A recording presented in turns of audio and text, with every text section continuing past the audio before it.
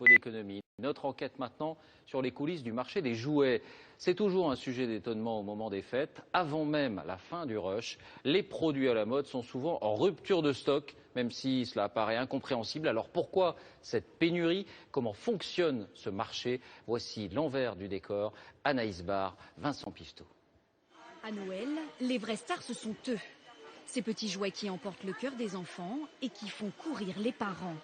Problème, à l'approche du jour J, les stars de Noël se font rares. J'en ai plus, madame. J'en ai plus un seul. Pour l'instant, on est en rupture de stock. Si certains parents se résignent, vous trouverez un autre jouet? Ben voilà, faut que je cherche dans ma tête maintenant. Pour d'autres, les courses se transforment en chasse au trésor. Je vous jure, j'ai travaillé jusqu'à 4 h du matin. Je me suis levé exprès pour pas qu'il y en a plus, mais il y en a encore. Là, je suis content. La rupture de stock, une maladie saisonnière qui touche chaque hiver le marché du jouet. Mais d'où vient cette maladie? Et la rupture est-elle réelle ou organisée? Première réponse, chez ce fabricant. Dès le début du mois de septembre, 2 de ces jouets étaient déjà introuvables. Des produits fabriqués cet été en Chine et livrés en nombre limité juste avant les fêtes.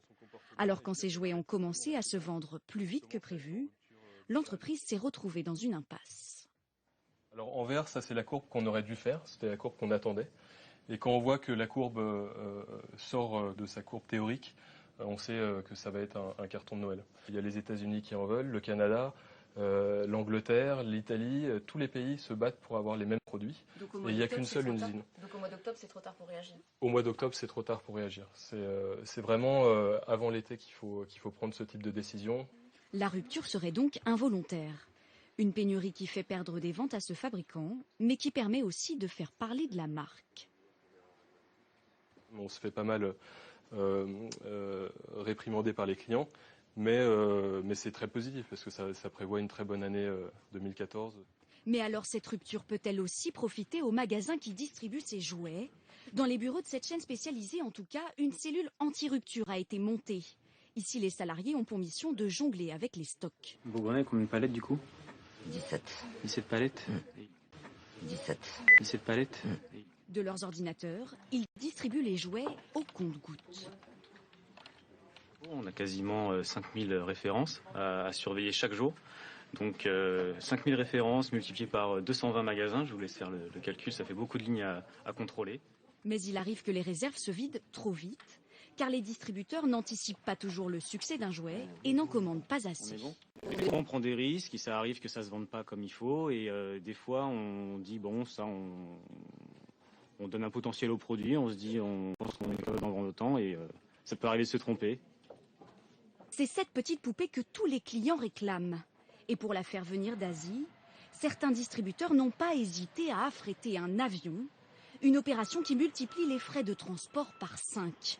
Dans ces cartons, 2500 faits que ce marchand n'est pas peu fier d'avoir récupérés. Voilà le jouet que toutes les petites filles attendent. Ça arrive directement de Chine. Rapatrier des jouets 3 semaines avant Noël peut lui rapporter gros. La rupture de stock, si elle est bien travaillée, c'est une aubaine pour nous puisque ça nous permet de proposer des produits alors qu'on pense qu'il n'y en a plus nulle part. C'est pas un petit peu organisé toutes ces ruptures de stock puisque c'est positif à la fin quand c'est bien résolu? La rupture de stock, c'est jamais organisé puisque finalement on a perdu beaucoup de ventes sur les jours qui ont précédé. Donc ce qu'on amène aujourd'hui ne compensera jamais la perte qu'on a pu constater. Par contre, en termes d'image, ça c'est positif. De retour en magasin, ces poupées chères à importer seront aussi plus chères pour le client. Le prix de la fée passe de 34,90 € à 44,90 €. Quand vient la rupture, d'autres savent aussi en profiter.